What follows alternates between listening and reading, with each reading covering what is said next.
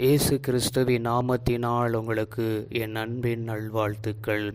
இந்த நாளில் பார்க்கும் பொழுது 1 யோவான் 4ஆம் அதிகாரம் 7வது வசனம், பிரியமானவர்களே, ஒருவர் ஒருவர் அன்பாயிருக்க கடவோம், ஏனெனில் அன்பு தேவனால் உண்டாயிருக்கிறது, அன்புள்ள எவனும் தேவனில் பிறந்து அவரை அறிந்திருக்கிறான். அல்லேலூயா. அப்படியா நம்ம ஒருவர் அன்பாக இருக்க கடுவோம். ஏன்னா நம்ம தேவனால் உண்டாக இருக்கிறதுனால, தேவன் நம்மளை சிருஷ்டித்தார், தேவன் தான் நம்மளை படைத்தார். அவருடைய கரங்களால் நம்மளை அவர் படைத்து அவர் நாசியின் சுவாசத்தை நமக்கு ஊதினார். அப்படியா நம்ம அவர் தேவனால் நம்ம பிறந்திருக்கிறோம். அதனால் நம்ம அவரில் அன்பு கூறுவோம். அன்பு உள்ள எவனும் தேவனால் பிறந்து அவரை அறிந்திருக்கிறார். தேவன் அன்பாகவே இருக்கிறார் என்பதை நம்ம பார்க்க முடிகிறது.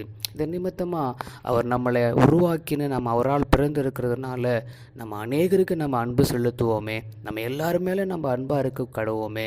ஆண்டவராகி இயேசு கிறிஸ்து விரும்புவது அதனால தான் எல்லாரையும் நேசிங்க, எல்லாரையும் நீங்கள் அன்பு செலுத்துங்கன்னு தான் சொல்லப்படுகிறத ஒழிய யாரையும் நீங்கள் புறம்பே தள்ளாதீங்கன்னு சொல்லல. திக்கற்ற பிள்ளைகளுக்கும் சகாயராக ஆண்டவர் இருக்கிறார். அதனால் எல்லாரையும் நம்ம நேசிப்போம். கர்த்தருடைய பிள்ளையாக இருக்கிற நம்ம முதல்ல அறிந்து கொள்ள வேண்டும். எல்லாரையும் நம்ம நேசிக்கணும், எல்லாருமே நம்ம அன்பு செலுத்தணும். அதுதான் எல்லாருடைய நோக்கம், கர்த்தருடைய நோக்கம் அதுதான். அதனால் நம்ம எல்லாரும் நேசிப்போம். கர்த்தருடைய வார்த்தையின்படியே நம்ம அப்படியே ஜெபம் பண்ணுவோம். எங்களை கிருபையாக நேசிக்கிற எங்கள் அன்பின் நல்ல தகப்பனே, ஒருவர் அன்பாக இருக்க எங்கள் கிருபை செய்வீராக. ஆண்டவரே, உம்மெல்லாம் ஆண்டவர் நாங்கள் பிறந்திருப்பதனால நாங்கள் அறிந்திருக்கிறோம்.